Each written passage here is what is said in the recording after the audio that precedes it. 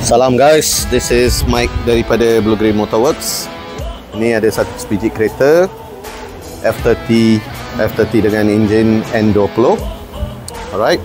So owner ni baru ambil kereta ni, customer ni baru ambil kereta ni, dan dia minta kita untuk tukar set timing chain dia. So masa kita buka, ini yang kita jumpa.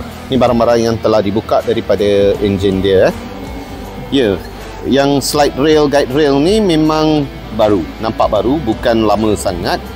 Tetapi barang lain semua, yang ni semua tak ditukar. Barang ni semua barang lama. Timing chain dia pun dah kendur. Bawah ni oil pump chain set ni pun tak ditukar. Tensioner pun lama. Sprocket ni pun dah tumpul. Dia tak lagi tajam dah. Alright. Sesiapa yang buat ni sebelum, untuk owner laut sebelum ni, dia hanya tukarkan yang set atas sahaja, set guide rail ni sahaja. Dia tak tukar seluruh set. Tak boleh guys, ini tak baik lah untuk enjin. Kalau nak buat satu set, complete set. Kalau tukar timing chain satu set, sebab chain yang kendur pun boleh menyebabkan guide rail ni patah. Yeah. So selalu insist on changing satu set complete. Sekian.